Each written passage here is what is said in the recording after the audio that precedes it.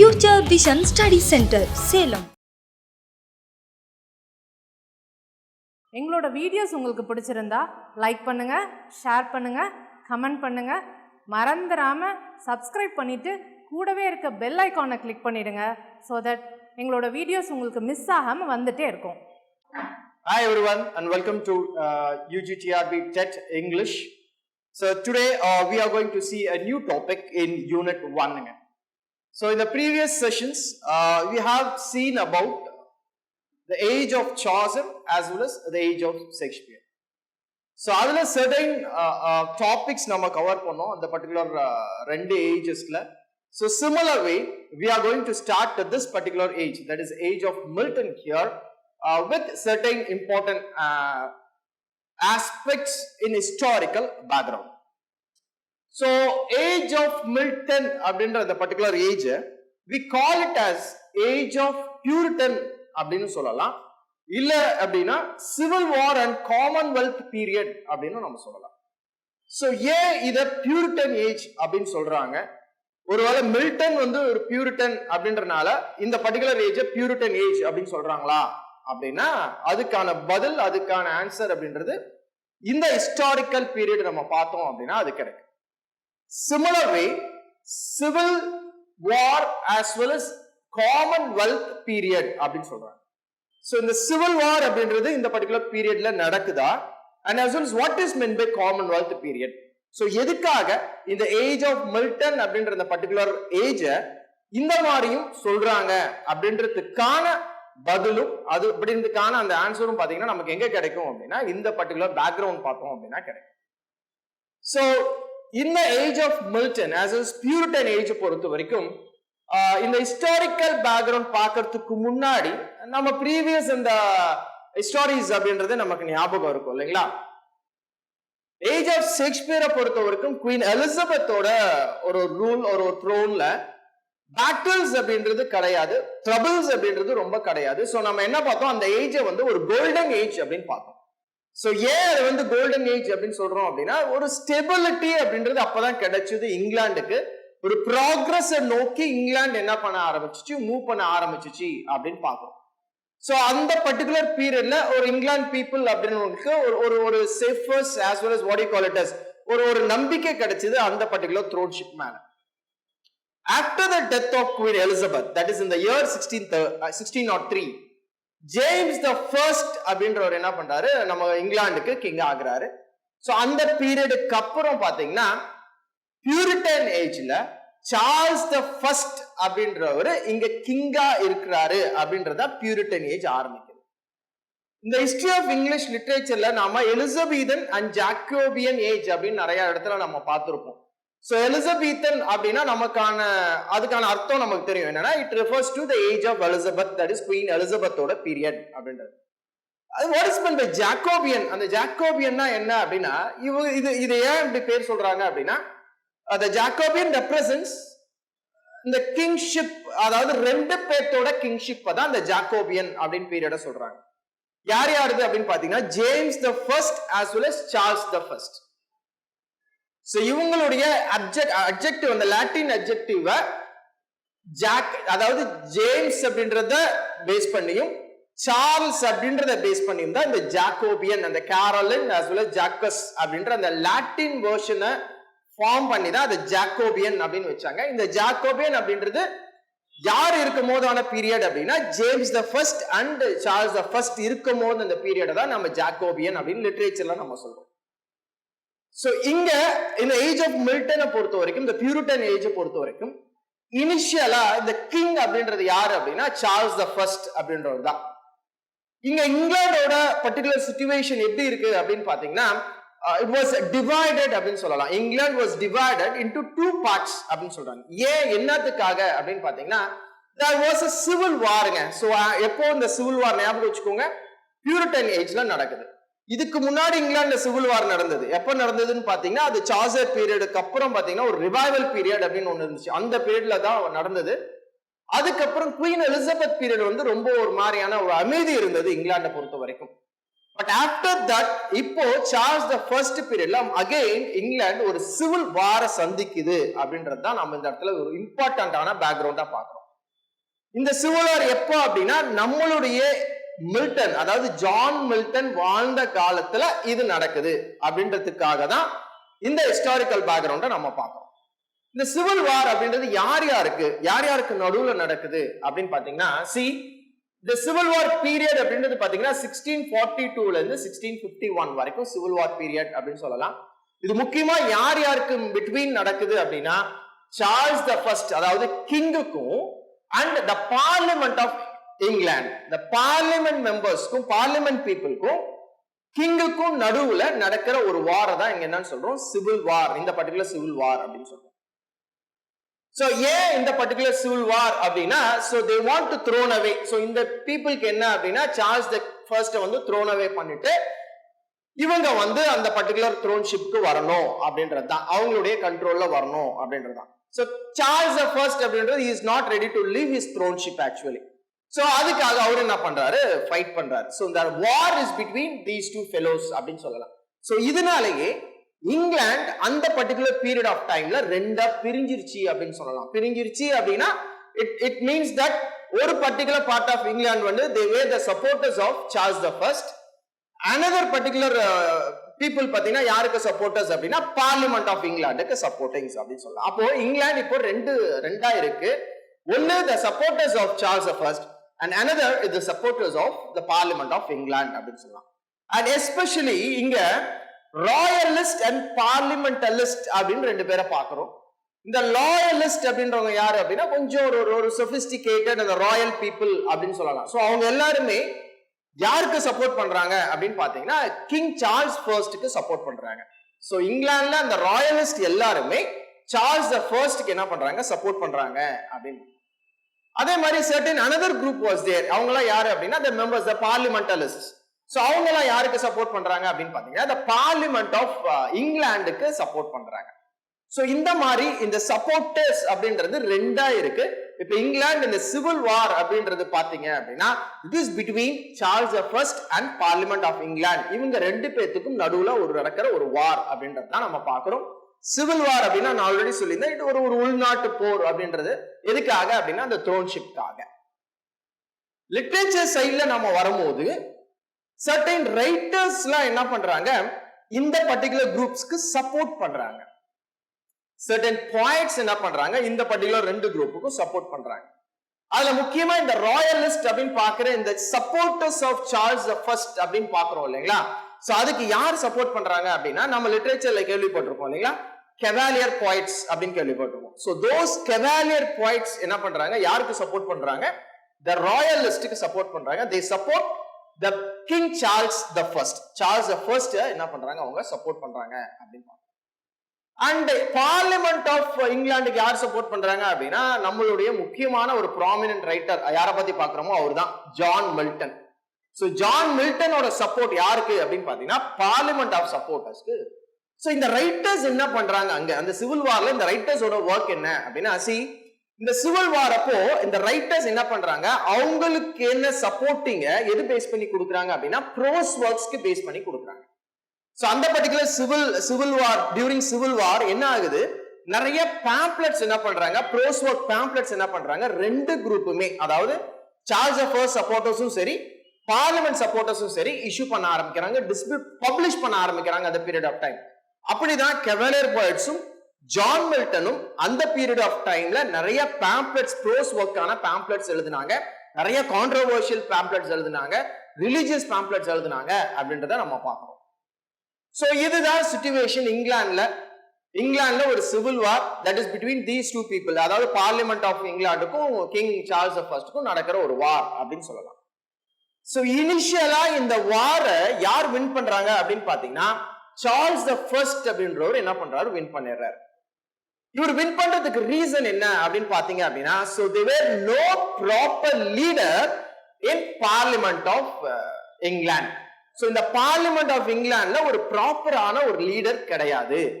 So ஒரு proper leader இல்லாத போது ஆட்டோமேட்டிக்கா என்ன ஆச்சு, சார்ல்ஸ் தி ஃபர்ஸ்ட் வந்து ஒரு அளவு டாமினேட் பண்ணி இந்த பர்டிகுலர் சிவில் வாரை இனிஷியலா என்ன பண்ணறாரு, அவர் வின் பண்ணிடுறாரு. இப்ப these fellows were defeated. யாருங்க, இந்த parliament of England people were defeated. Now again யாரு கிங் அப்படின்னா அந்த கிங்ஷிப்பை யார் தக்க வச்சுக்கிறா அப்படின்னா சார்ல்ஸ் த ஃபர்ஸ்ட் என்ன பண்றாரு, தக்க வச்சுக்கிறார். So after this particular initial part of the civil war, as well as after the defeat of Parliament of England, the Parliament of England defeat ஆன பிறகுதான் நமக்கு இங்க ஹிஸ்டரியில யார் வரா அப்படின்னு பாக்குறீங்கன்னா ஆலிவர் கிராம்வெல் அப்படின்றது வராரு. So ஆலிவர் கிராம்வெல் யாரு அப்படின்னா he is an educated Puritan. ஒரு கம்ப்ளீட் பியூரிட்டன் அப்படின்னு நாம சொல்லலாம். So Puritan அப்படின்னா இட்ஸ் ஒரு செக்மெண்ட், ஒரு பார்ட் ஆஃப் கிறிஸ்டியானிட்டி. ஸோ கிறிஸ்டியானிட்டியில ஒரு தனியான பார்ட் அப்படின்னு சொல்லலாம். அவங்களுடைய பிலீஃப் அப்படின்றது கொஞ்சம் ஸ்ட்ராங்கா இருக்கும் அப்படின்னு நம்ம சொல்லலாம் பியூரிட்டனை பொறுத்த வரைக்கும். ஸோ ஆலிவர் கிராம்வெல் அதுக்கப்புறம் தான் வராரு ஹிஸ்டரியில. அவரு அந்த பர்டிகுலர் பார்லிமெண்ட் ஆஃப் இங்கிலாண்டோட இந்த லீடர்ஷிப்பை என்ன பண்றாரு, எடுக்கிறாரு. See, so Oliver Cromwell, an educated Puritan, so he became the new leader of parliament. So அந்த பார்லிமெண்ட் ஆஃப் இங்கிலாந்துக்கு ஒரு புது லீடர் இப்போ கிடைச்சாச்சு. அந்த லீடர் யாரு அப்படின்னா Oliver Cromwell, who is an educated Puritan அப்படின்னு பார்ப்போம். இந்த ஆலிவர் கிராம்வெல் லீடர் ஆன உடனே அவர் என்ன பண்றாரு அப்படின்னா, see, he formed new model army. ஒரு ஆர்மியை என்ன பண்றாரு, இமீடியட்டா ஃபார்ம் பண்றாருங்க. சோ எதுக்கு, என்ன நோக்கம் அப்படின்னா, பிகாஸ் பார்லிமெண்ட் ஆஃப் இங்கிலாந்து வந்து யார்கிட்ட தோத்துட்டாங்க, சார்ல்ஸ் த ஃபர்ஸ்ட் கிட்ட தோத்துட்டாங்க.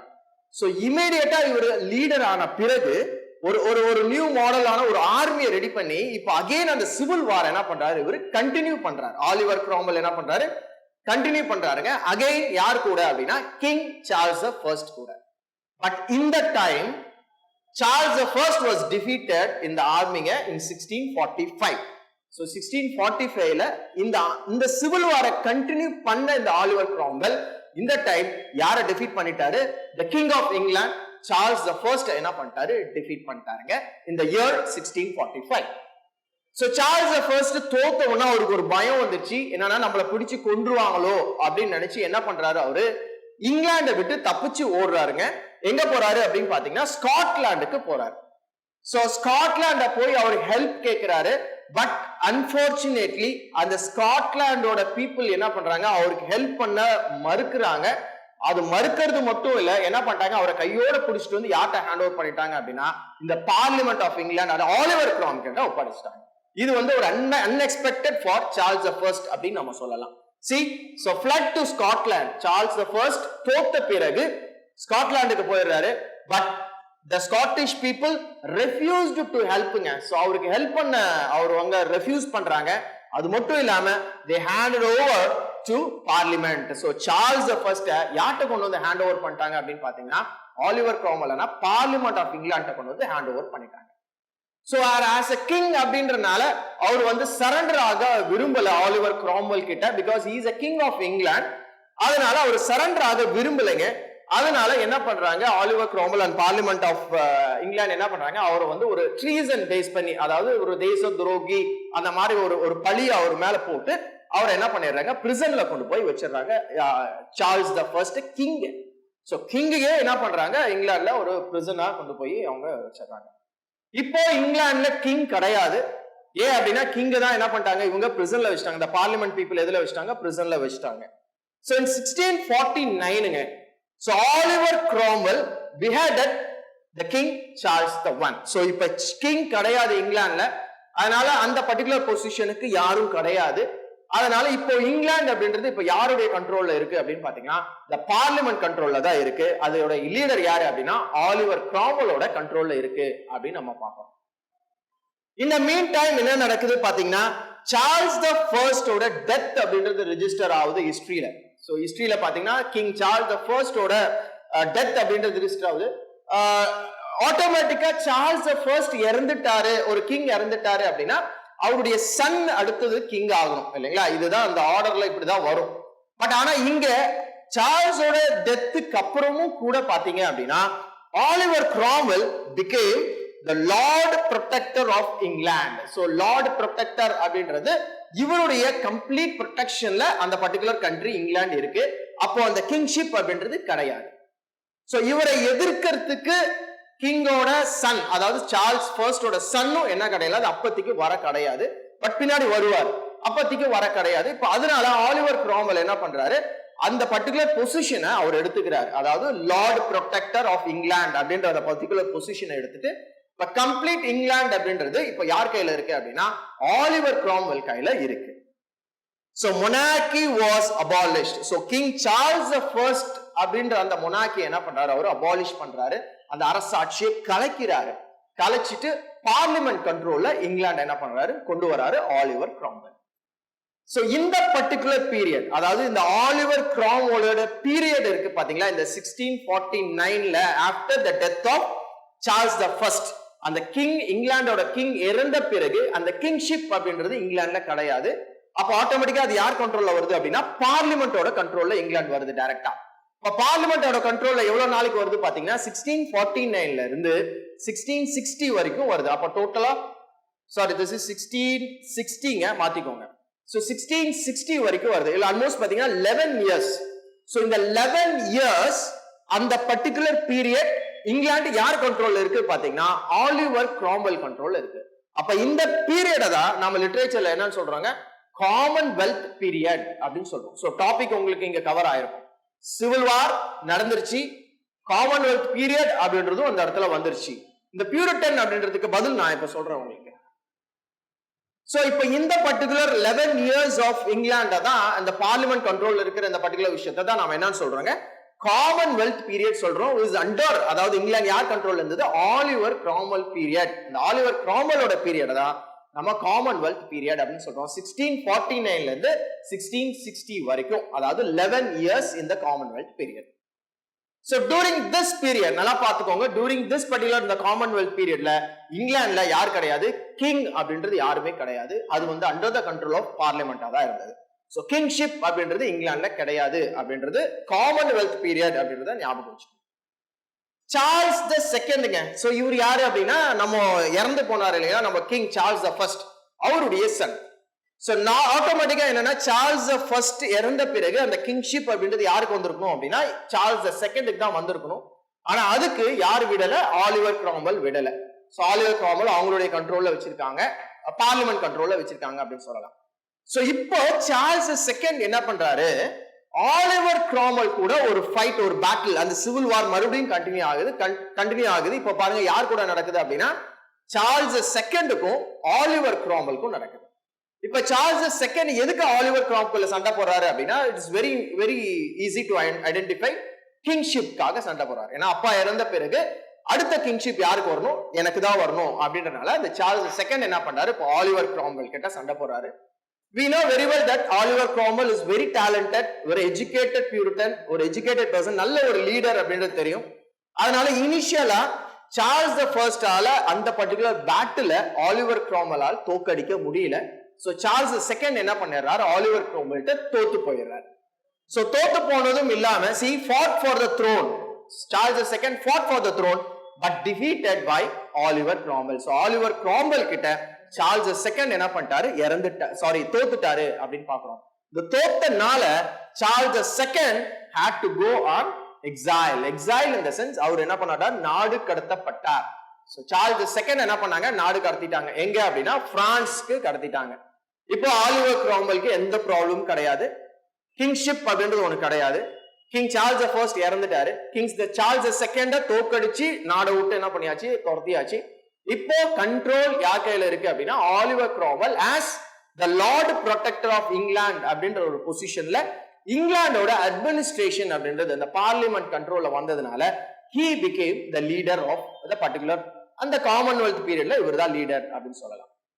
So Oliver Cromwell, a Puritan, already we know இல்லைங்களா, Puritan age நான் சொல்றேன் இல்லைங்களா, Puritan used his orthodox religious beliefs to shape England. So இங்க பாருங்க, this is very important thing. என்ன அப்படின்னா ஆலிவர் கிராம்வெல் இப்போ இங்கிலாண்ட certain religious aspect-ஆ மாத்தணும் அப்படின்னு நினைக்கிறார்.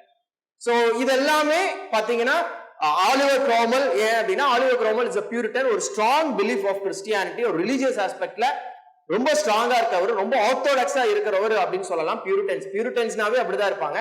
அதுவும் ஆலிவர் கிராம்வெல் ஒரு லீட் பொசிஷன்ல இருக்காரு அப்படின்னும் போது இங்கிலாண்ட சர்டைன் ஆஸ்பெக்ட்ஸ்ல மாத்தணும், ரிலீஜியஸா சில சேஞ்சஸ் கொண்டு வரணும் அப்படின்னு நினைக்கிறாரு. அது எந்த பீரியட்ல கொண்டு வராரு அப்படின்னா காமன்வெல்த் பீரியட்ல கொண்டு வராரு அப்படின்னு சொல்லலாம். ரைட். சோ என்னென்ன சேஞ்சஸ் கொண்டு வராரு அப்படின்றத we will continue in the next sectionங்க. சோ இது எல்லாமே பாத்தீங்கன்னா எந்த பீரியட்ல நடக்குது? மில்டனோட பீரியட்ல நடக்குது அப்படின்றத நம்ம மறந்துடக்கூடாது. சோ மில்டனோட அந்த பர்டிகுலர் பீரியட், லைஃப் பீரியட்ல இங்கிலாந்துல சிவில் வார் நடக்குது. காமன்வெல்த் பீரியட் அப்படின்னு ஒண்ணு எமர்ஜ் ஆகுது. The 11 years அப்படின்றது யாரோட கண்ட்ரோல்ல இருக்கு அப்படின்னு பாத்தீங்கன்னா ஆலிவர் கிராம்வெலோட கண்ட்ரோல்ல இருக்கு.